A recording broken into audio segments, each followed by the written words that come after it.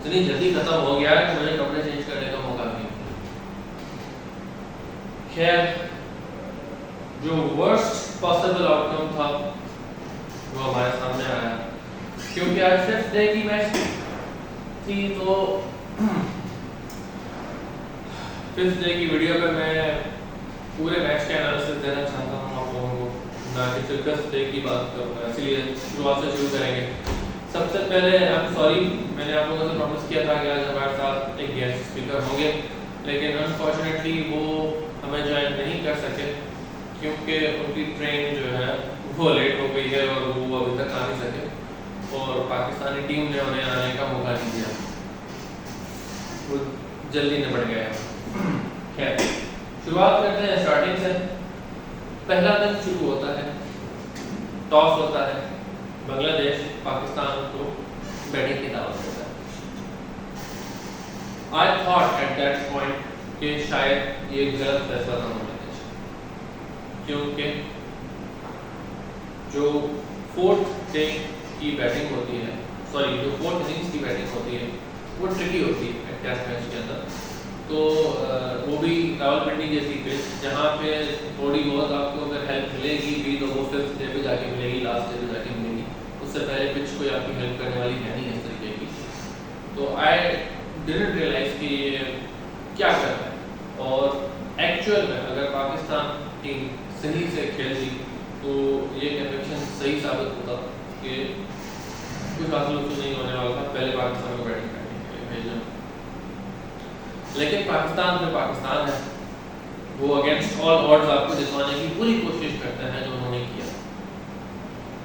ठीक है, आप सिर्फ इस चीज पे अपना फोकस रखें कि 2021 से लेके अभी तक पाकिस्तान टीम होम ग्राउंड पे 5 टेस्ट मैच हार चुकी है और 4 टेस्ट मैच ड्रॉ किए हैं।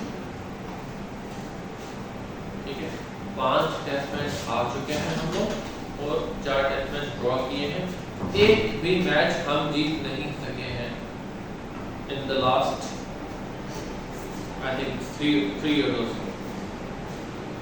ठीक है, खैर सिर्फ इस मैच की बात की जाए तो एक हिस्टोरिक विन बांग्लादेश ने टकराव की।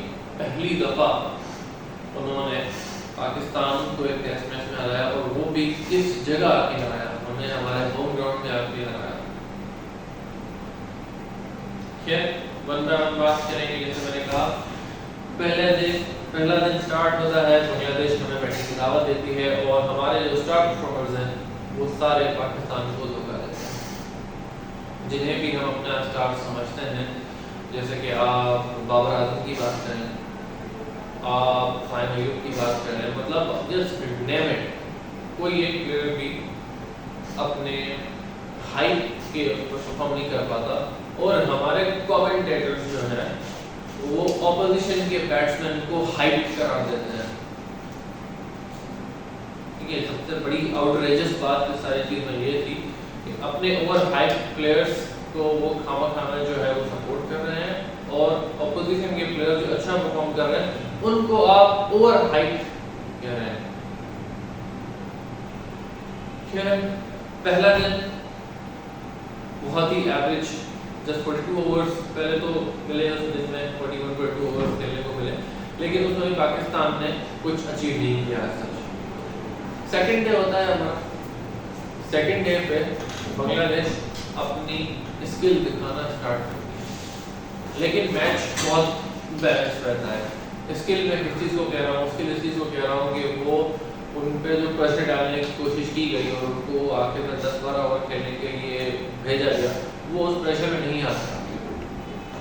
हाँ, सेकंड डे पे एक अच्छी चीज़ पाकिस्तान के लिए ये ज़रूर होती है कि पाकिस्तान के 2 बैट्समैन जो हैं वो 100+ स्कोर करते हैं और मैच को एक बैलेंस्ड और इवन बना देते हैं। बल्कि ये कहना चाहिए कि उस वक्त पाकिस्तान ने मैच को इस तरीके से बना दिया था कि पाकिस्तान अगर बहुत बुरा परफॉर्म ना करे तो पाकिस्तान मैच नहीं आ सकता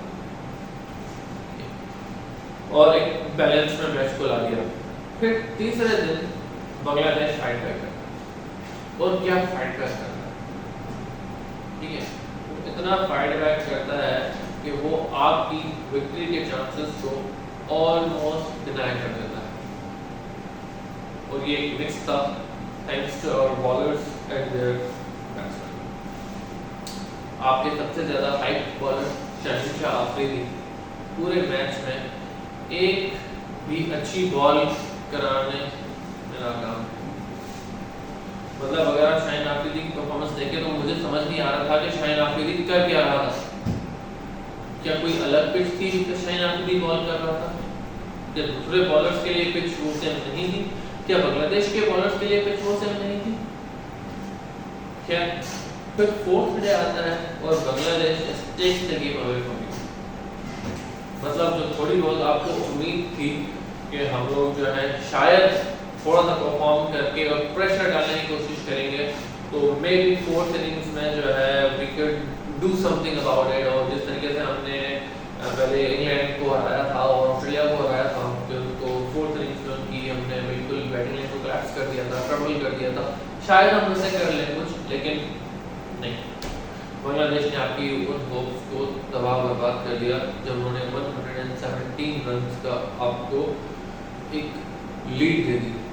आप 117 रन्स के डेफिसिट के साथ बैटिंग करने गए, थर्ड ओवर में zap you lose your first wicket. ठीक है। और सुबह काफी लोगों के उठने से पहले आपकी आधी टीम पवेलियन में वापस जा चुकी थी। मतलब 94 रन्स का डेफिसिट आपके पास है। कोई मुझे समझाने की कोशिश करेगा कि ये हो क्या रहा था आज के डे पे?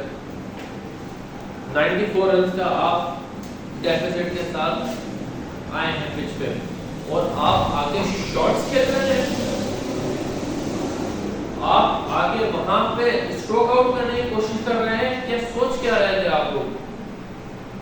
अब्दुल्ला शफीक किस तरीके की शॉट खेल के आउट हुआ था?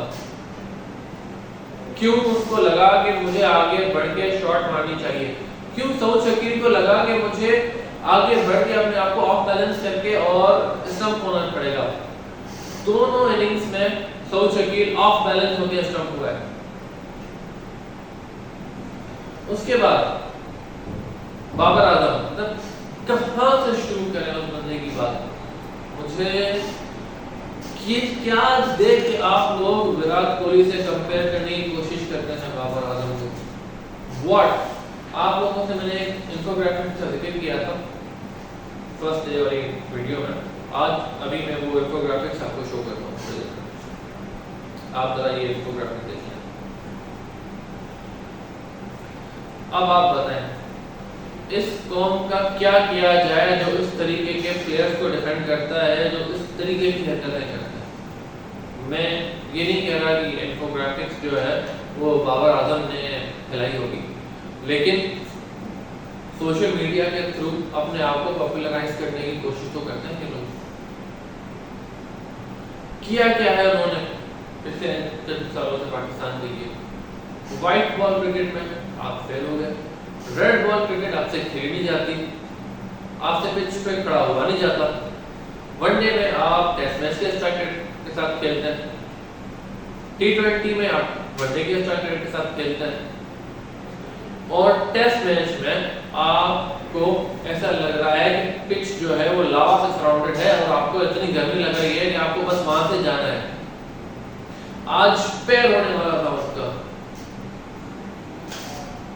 वो तो विकेट कीपर जो था बांग्लादेश का, उससे बॉल स्लिप आउट हो गया। वो एक्सपेक्ट ही नहीं कर रहा था कि पहले बॉल में मुझे अपॉर्चुनिटी मिल जाएगी। वो बिल्कुल रेडी नहीं था, वरना पहले बॉल में बाबर आजम आउट हो जाता।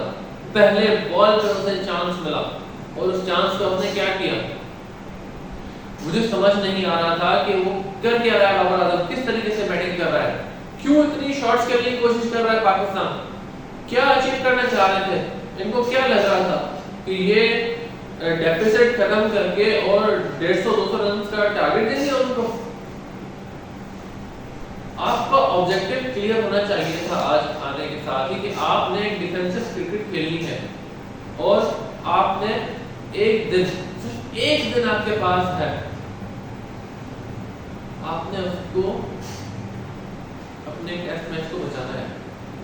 अब बैकफुट पे आ चुके हैं, you had to accept the fact कि आप बैकफुट पे आ चुके हैं और आपने just bat out the overs and make sure कि ये मैच जो है वो ड्रॉ की तरफ जाए, ताकि आप नेक्स्ट मैच जो कि 30 अगस्त से स्टार्ट हो रहा है आप वो मैच जीतने की कोशिश करें और एट लीस्ट सीरीज जो है उसको आप लेवल रखें, don't go down in the series, क्योंकि अब आप एक वेरी रियल थ्रेट पे आ चुके हैं कि आप लूज कर सकते हैं ये टेस्ट सीरीज अगर सेकंड मैच में भी बारिशें हुई तो। फिर फोर्थ डे पे आपने एक बंदे को भेज दिया दिन खत्म होने के बाद post match press conference, post day press conference. Post day press conference है वो बंदा आके सारा ब्लेम जो है वो पिच और ग्राउंड मैन पे डाल रहा है, मतलब उनकी तो कोई गलती ही नहीं है, वो तो नन्हे बच्चे हैं, उनको तो आप जो टूल्स देंगे वो उसी से खेलेंगे, उनको आप राइट देंगे वो काट देंगे अपना हाथ, इतने नन्हे बच्चे हैं वो। मतलब दूसरे बॉलर्स, ऑपोजिशन के बॉलर्स क्या अपने साथ पिच लेकर आए थे बांग्लादेश के साथ? क्या शरीफुल इस्लाम अपने साथ पिच लेकर आए थे वहां से? मतलब मुझे समझ नहीं आ रहा था कि शकीब अल हसन के अपने साथ पिच लेकर आए थे जिस पे वो बॉल कर रहे थे। मतलब एक ऐसा बंदा शकीब अल हसन जिसके लिए मैं पहले दिन से कह रहा हूँ कि वो बंदा बैटिंग करते वक्त जब आ रहा है तो उसका माइंड पता नहीं कहाँ पर है, वो अपने मसले मसाइल से घिरा हुआ है, लग ही नहीं रहा कि वो शकीब अल हसन है, उसका स्टांस ही ऐसा लग रहा है पता नहीं क्या हुआ होगा उसे, एक परप्लेक्स बंदा लग रहा है। वो बंदा आके आपकी आज विकेट ले जाता है और आप उसे गिफ्ट कर देते हो विकेट्स बेसिकली, ठीक है?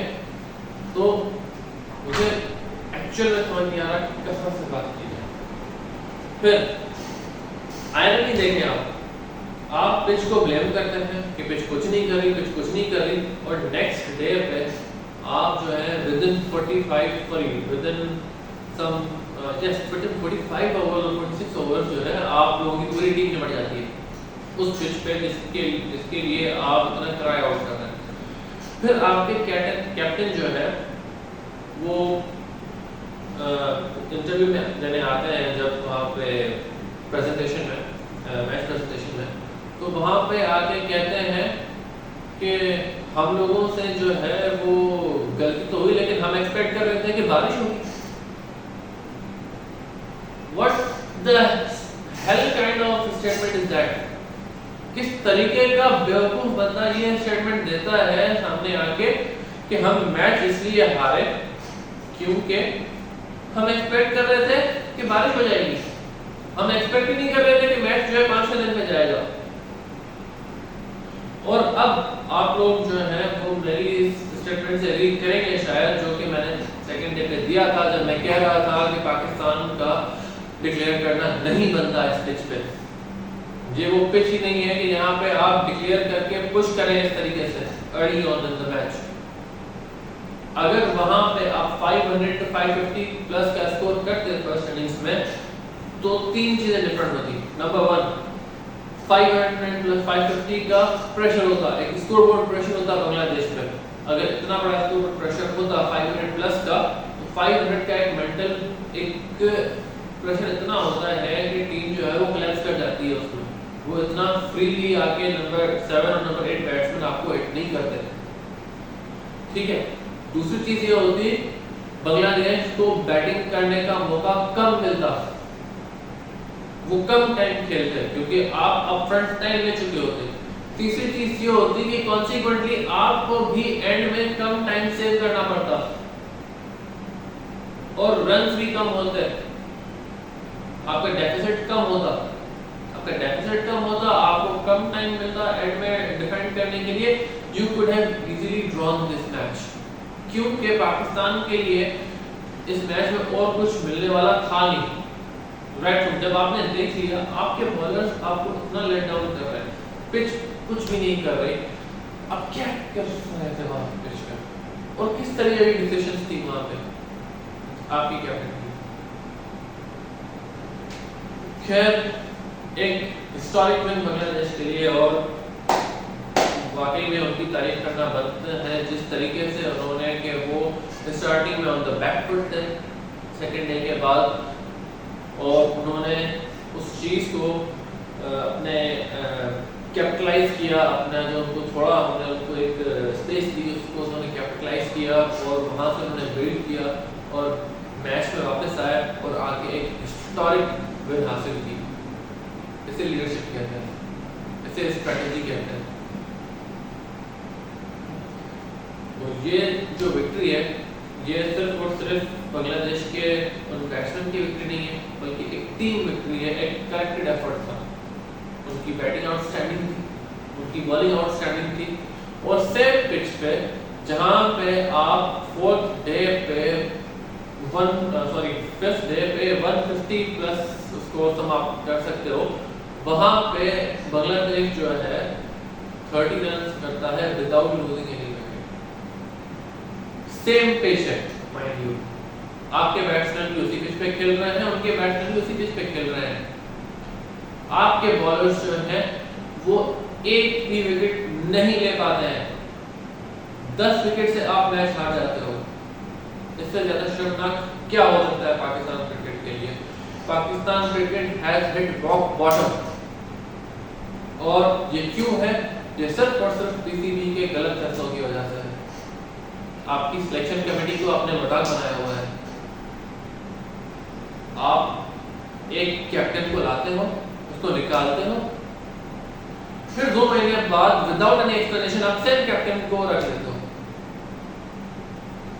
इस टेस्ट मैच से पहले आपका जो टेस्ट का कैप्टन था जिसको आपने सिर्फ कुछ मंथ्स पहले ही ये रोल असाइन किया था, वो इतना सर्टेन भी नहीं था कि मैं कैप्टन होगा या नहीं होगा रेड बॉल का, क्योंकि आपने व्हाइट बॉल का कैप्टन जो है वापस चेंज कर दिया। एंड मुझे उस कैप्टन की स्टडी समझ में नहीं आ रही। Shan Masood did not look like Shan Masood. The Shan Masood जो हमने ऑस्ट्रेलिया भेजा था ये वो शान मसूद लग ही नहीं रहा था। ठीक है, हम ऑस्ट्रेलिया में भी मैचेस हार के आए थे, बट हमने पुश किया था और हमने अपनी बेहतरीन परफॉर्मेंस दी थी वहाँ। भले हम मैचेस हार गए थे लेकिन वो परफॉर्मेंस बहुत बेहतर थी जो कि हमने यहाँ पे दी। उससे हमारे बॉलर्स बेहतर थे, हमारी कैप्टेंसी बहुत बेहतर थी। फर्स्ट इनिंग्स में शान मसूद अनफॉर्चुनेटली गलत डिसीजन का शिकार हुए, वो आउट नहीं थे, उनको आउट दे दिया गया। लेकिन सेकेंड इनिंग्स में जो आउट हुए, आई थिंक कि वो ट्राई कर रहे थे कि मैं आउट नहीं हूँ, और लेकिन मुझे लग रहा था कि वो निक था, it was out. Pakistan I do not know कि where we go from here, और इंशाल्लाह एक वीडियोस पे हम आएंगे कि where what are we seeing in the future, मतलब where do we go from here, क्या ड्रास्टिक चेंजेस लाने पड़ेंगे पाकिस्तान को अगर उन्हें इम्प्रूव करना है रेड बॉल क्रिकेट में। क्योंकि एज अ क्रिकेट एंथुसियास्ट मैं ये चीज़ जानता हूँ, और वो चीज़ ये है कि nothing and absolutely nothing beats red ball cricket. It is the best cricket in the world, it is the original cricket. Thank you guys, इसके साथ ही हमारा फर्स्ट टेस्ट मैच का कवरेज एंड होता है। उम्मीद है आप लोगों को पसंद आया होगा। Please like, subscribe and share. Allah.